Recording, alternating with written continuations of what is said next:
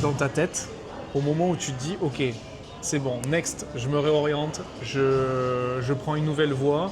On va expliquer après la voie que tu as choisie juste derrière, mais qu'est-ce qui se passe à ce moment-là? Comment tu arrives à passer le pas? Parce qu'en fait, il y en a plein qui vont regarder sûrement cette vidéo, parce qu'on a eu Alex qui avait 19 ans, vous avez un écart énorme, moi je suis c'est quand même. Qu'est-ce qui se passe à ce moment-là? Au moment où tu te dis, ok, je shift.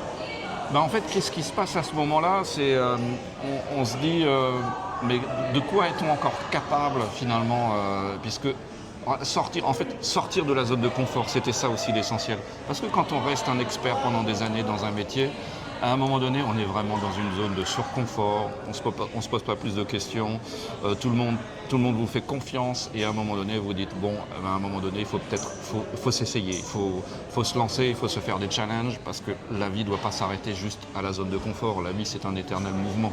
Et c'est, voilà, l'une des motivations principales, c'est de continuer à bouger, de suivre avec cette évolution grâce à l'évolution technologique qui, en fait, aujourd'hui est arrivée à maturité. Je me suis dit, bah voilà, maintenant que la techno est à maturité pour communiquer, bah, c'est le moment de l'utiliser et de se lancer, de se montrer un peu, puisque quand on est dans les télécoms, c'est curieux, mais on a tendance à se cacher pour les autres.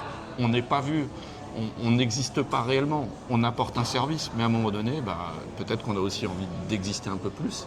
Et exister pourquoi? Parce que les projets de vie dans l'immobilier, les projets de vie des personnes, c'est quelque chose d'extraordinaire. C'est pas comme les télécommunications.